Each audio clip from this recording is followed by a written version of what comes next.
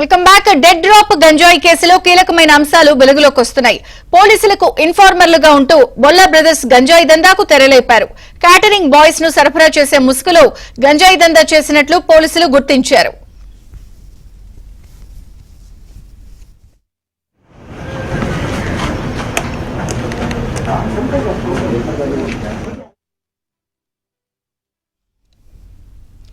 Dead drop గంజాయి కేసులో కీలకమైన అంశాలు వెలుగులోకి వస్తున్నాయి. పూర్తి వివరాలు శశి అందిస్తారు. శశి, డెడ్ డ్రాప్ పద్ధతి ద్వారా బొల్లా బ్రదర్స్ గంజాయి సప్లై చేసినటువంటి కేసులో సంచలన విషయాలు వెలుగులోకి వస్తూ ఉన్నాయి. ఈ బొల్లా బ్రదర్స్ ముందుగా పోలీసు ఇన్ఫార్మర్ గా ఉంటూ ఉన్నారు. సో ఆ తర్వాత ఈ పోలీసు ఇన్ఫార్మర్ గా ఉంటూ ఈ గంజాయి సరఫరాకు తెరలేపినట్టుగా పోలీసుల దర్యాప్తులో వెల్లడైంది.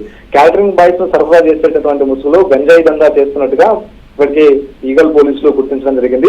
ముగ్గురు బొల్లా బ్రదర్స్ ఈ చోరీ కేసులో ఎవరైతే దొంగలు చోరీ చేస్తుంటారో దొంగలకు సంబంధించినటువంటి సమాచారం ఇవ్వడంతో ఇటు పోలీసులకు దగ్గరయ్యారు. ఇదే నేపథ్యంలో ఇటు పోలీసులతో దోస్తీ పెంచుకుని గంజాయి దందాకు ప్లాన్ చేశారు. నిందితులకు సంబంధించినటువంటి సమాచారాన్ని పోలీసులకు ఇస్తూ ఉండడంతో ఈ పోలీసులతో బొల్లా బ్రదర్స్ కు చోరీ సన్నిహితం ఏర్పడినట్టుగా కూడా పోలీసుల దర్యాప్తులో వెల్లడైంది. ప్రధానంగా ఈగల్ ఫోర్స్ అధికారులు బొల్లా బ్రదర్స్ ఇంటిపై దాడులు చేసినటువంటి సమయంలో అక్కడే కానిస్టేబుల్స్ కూడా ఉన్నట్టుగా మనకు అందుతున్నటువంటి సమాచారం. కానిస్టేబుల్స్ కళ్ళు పార్టీ చేసుకుంటున్నట్టుగా ఈగల్ పోలీసులు గుర్తించారు.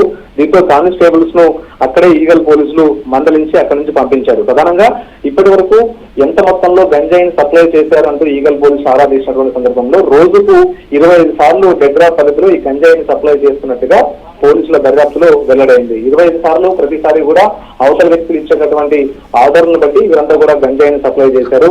ఈ గంజాయిని సప్లై చేయడానికి నంబర్ ప్లేట్ లేని 3 ద్విచక్ర వాహనాలను కూడా ఈ సప్లై కోసం వినియోగించినట్టుగా ఈగల్ పోలీసులు గుర్తించారు. ఇక బొల్లా బ్రదర్స్ ఇంట్లో పోలీసులు పార్టీ చేసుకుంటున్నటువంటి సందర్భంలో ఒక ఎస్ఐకి సంబంధించినటువంటి మ్యాన్ పార్ట్, ఇది వాకిటాకి సంబంధించినటువంటి ఒక భాగం, ఇది అక్కడే వదిలిపెట్టినట్టుగా పోలీసులు గుర్తించారు. సో దాన్ని కూడా స్వాధీనం చేసుకుని ఆ మ్యాన్ ప్యాక్ కు సంబంధించినటువంటి వ్యవహారం పైన సదరు ఎస్ఐని కూడా ఈగల్ పోలీసులు ఇప్పటికే ప్రశ్నించినటువంటి సందర్భం ఉంది. ఒడిశా నుంచి ప్రధానంగా ఈ గంజాయిని బొల్లా బ్రదర్స్ తెప్పిస్తూ ఉన్నారు. ఈ గంజాయిని తెప్పించుకోవడానికి 30 మందికి పైగా నియమించుకుని వారి ద్వారా ఎవరికి అనుమానం రాకుండా ఒడిశా నుంచి గంజాయిని ఇక్కడికి తెప్పిస్తూ ఉన్నారు. 2 నెలల కిందట బొల్లా బ్రదర్స్ ఒకరిని ఈగల్సి మదుపులోకి తీసుకుని అందుకు సంబంధించినటువంటి ఫోన్ సీజ్ చేసింది. సో ఆ ఫోన్ ను సీజ్ చేయడంతో వీరికి సంబంధించినటువంటి అన్ని విషయాలు కూడా వెలుగులోకి వచ్చాయంటూ కూడా చెప్పుకోవచ్చు.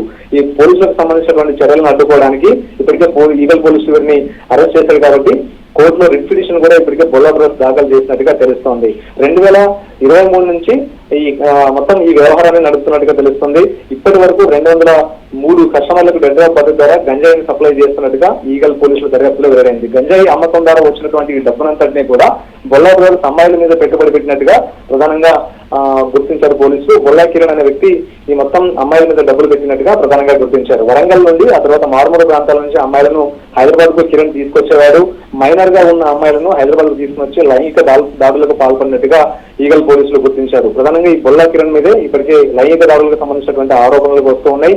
మైనర్ బాలికలు గర్భం దాల్చిన తర్వాత అమ్మాయిల మీద దాడులు దగ్గర అబార్షన్ సొంతంగా చేయించినట్టుగా తెలుస్తోంది. సో మొత్తానికి ఈ మహిళలను తీసుకొస్తారు కాబట్టి వారికి సంబంధించినటువంటి ఫోన్ నంబర్ల ద్వారానే ఈ డెడ్ డ్రాప్ పద్ధతిలో గంజాయి సప్లై చేసినట్టుగా తెలుస్తుంది. వారి అకౌంట్లో పెద్ద ఎత్తున డబ్బులకు సంబంధించిన ట్రాన్సాక్షన్స్ కూడా ఇప్పటికీ ఈగల్ పోలీసులు గుర్తించారు. సో మొత్తానికి ఈ కేసులో మాత్రం సంచలన విషయాలు వెలుగులోకి వస్తూ ఉన్నాయి. ఈ డెడ్ డ్రాప్ పద్ధతిలో ఎంతకాలంగా ఈ ముసుగులో ఈ మొత్తం వ్యవహారం అంతా నడుస్తున్న అంశాల గురించి ఈగల్ పోలీసుల దర్యాప్తు కొనసాగుతుంది.